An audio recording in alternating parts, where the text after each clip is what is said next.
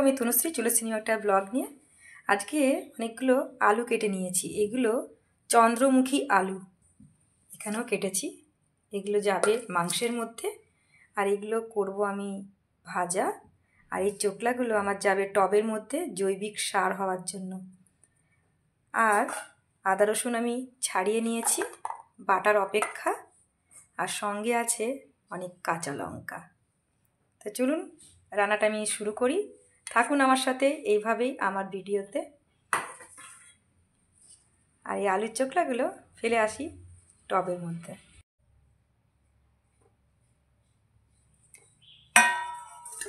এই মাংসগুলোই করব আমি এখন।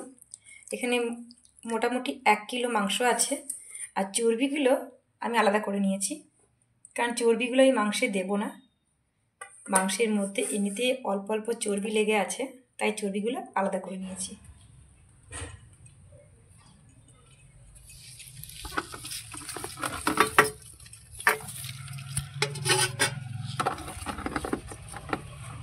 আমি বাটবো আজকে সিলে মশলা। এখানে নিয়েছি জিরে, তার উপর দিয়েছি নুন, কিছু গোলমরিচ, রসুনগুলোকে একটু ঘষে নিয়েছি, আদাগুলোকেও ঘষে নিয়েছি, তাহলে বাটতে সুবিধা হবে, এবং কাঁচা লঙ্কাগুলোকে বেটে নেবো এর সাথে।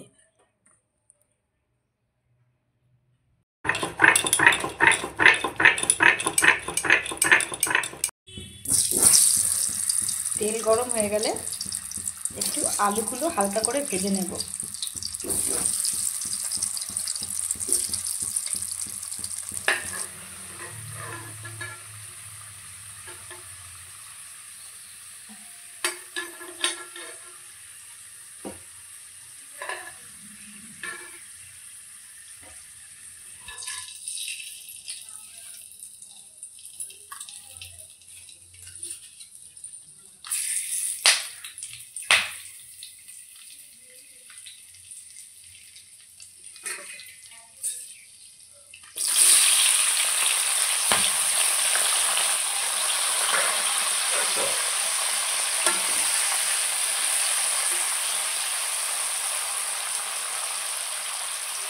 সিলে মশলাটা বাটার পরে এরকম হয়েছে। আমি একটু পেঁয়াজও দিয়েছি এর মধ্যে, আর কিছু গোটা লঙ্কাও দিয়েছি, আর সঙ্গে 2টো টমেটো একসঙ্গে দিয়ে পেঁয়াজটা হালকা হালকা ভাজা হয়েছে, ওর মধ্যেই দিয়ে দেবো সব মশলা। আমি দিয়ে কষাবো।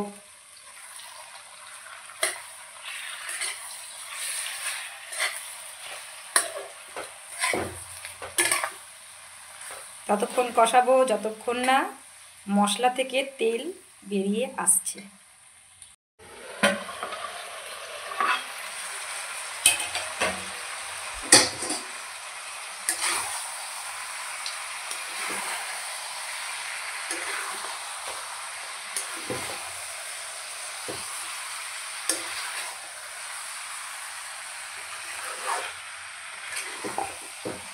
এভাবেই কিছুক্ষণ কষাবো যতক্ষণ না মাংসগুলো সেদ্ধ হয়ে আসছে।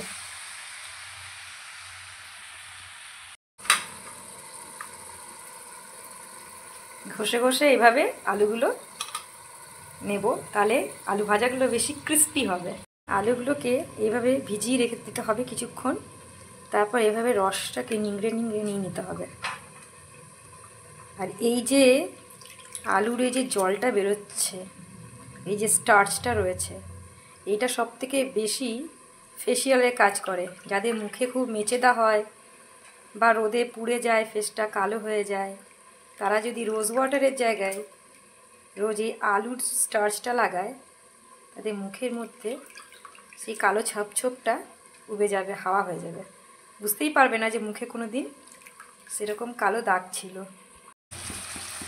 হালকা হালকা কষে এসছে, এইবার এই পর্যায়ে দিয়ে দেব নুন।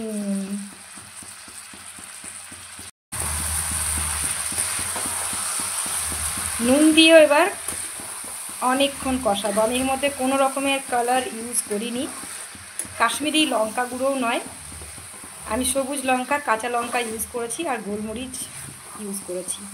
তাতেই রং খুব সুন্দর আসে। কষাতে কষাতে রংটা হয়ে যায়। যত বেশি কষবে মাংস, ততই বেশি সুস্বাদু হবে খেতে। মাংসটা 1 ঘন্টা ধরে কষাতে কষাতে দেখো তেল বেরিয়ে এসছে, হয়ে গেছে। কিন্তু সেদ্ধ হওয়ার জন্য আমি একে শিফট করব কুকারে শিফট করে আমি শিফট করে দিয়েছি। আমি পুরোটাতেই গরম জল ব্যবহার করেছি, ঠান্ডা জল ব্যবহার করিনি। আর এখানে দিয়ে দেব আলু ভাজাগুলো। যেহেতু এগুলো চন্দ্রমুখী আলু, অল্পতেই সেদ্ধ হয়ে যায়, তাই লাস্টেই দেব। 2টো কাঁচা লঙ্কা দেব গন্ধের জন্য।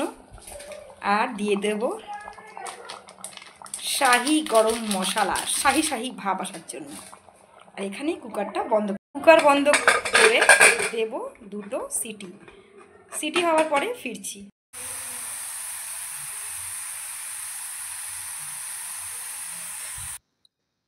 কুকারটা খুলেই দেখলাম ধুঁয়োতে ভরে গেল ক্যামেরাটা, এবং রঙটা যা এসেছে লোভনীয়। এইটার মনে হচ্ছে ভীষণ ভালো খেতেও হয়েছে।